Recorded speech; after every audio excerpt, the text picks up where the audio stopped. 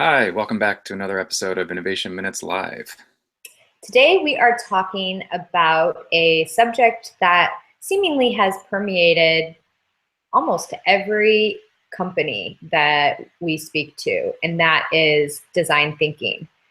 The design thinking trend really got started in the late 2000s, and it was really sparked by IDEO. And now, of course, there are so many different ways that companies are becoming educated and trained in design thinking and how to apply it to their business. And it seems like it's one of the first kind of default ways of dipping your toe in the innovation toolbox now. Yeah, yeah, and I think the article that kind of sparked this, goes to talk about. I think is how it's being used, how it's being applied. Are people actually using it correctly? Is it becoming more of a embedded piece of the culture of the company, which I think are all interesting questions. But I think a lot of times we see companies practicing it or doing a workshop or something like that, and it looks a little bit like it's just another piece of this larger innovation theater that we see a lot of times. Yeah.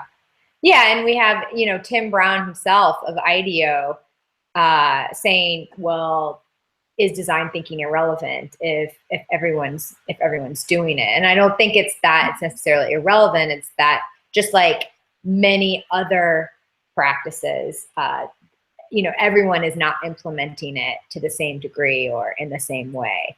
And one of the mantras that you and I always have is that, innovation is not something that can be scheduled from 2 to 4 on Tuesdays, or something that you learn and practice only at a quarterly offsite. It has to be implemented into the way you work and think and collaborate and create on an everyday basis. And I think those companies that are just checking off the design thinking workshop and then not really thinking more holistically about how this becomes thoughtfully and thoroughly implemented into their daily work, it's hard to call them, design thinking practitioners.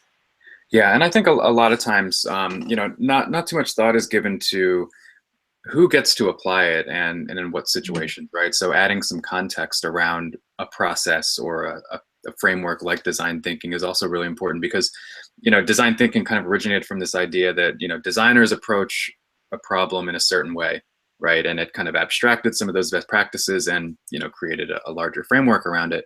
And a lot of people don't think like designers, and they don't have to get their desired results. So it's really it's a framework.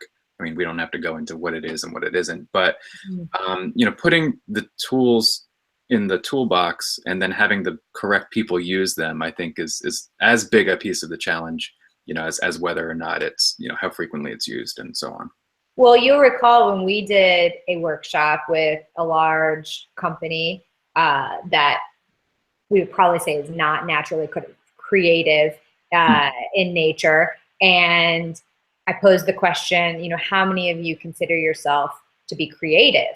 Now, I didn't say how many of you are artists or how many of you are designers. I just said how many of you are creative. And I think in a room of 50, we might have had one person that raised their hand. And that's just their perception, right? That's not to Absolutely. say that not everybody is creative in some way. Yes. Just especially in a corporate context, sometimes being creative can be seen as being a little aloof or not disciplined or not structured enough. So or subversive, yeah. that you aren't going to follow the protocol. So depending on the company culture, that can be seen as threatening. So one of the first things to do if you really want to lay the foundation for design thinking is to make sure that you've created a climate where creativity and thinking outside of the box is rewarded, not scolded. And a lot of times that's the fundamental piece that I think stops it from being effective is that, hey, they sort of send this message that, hey, we want you to use this creative, new, innovative tool, go at it, but then they're holding them accountable in ways that don't allow for that level of experimentation and creativity. And so they're really often at odds. Mm-hmm. Yeah, and I think, in the context of what we discussed last week with, with respect to day one and day two companies, Yeah. implementing design thinking at a day two company, quote unquote, is a little bit of a different exercise and maybe kind of a square peg round hole scenario. Yeah, I think so. I mean, so I guess for this week, we'd really love to hear if your company has been implementing any design thinking practices and how that's going and what that looked like. Did you just have a workshop or were you handed out some sort of a guide? Was everyone trained? But then more importantly, how is that actively implemented into the work you do, if at all, and what kinds of results have you seen as a result of that?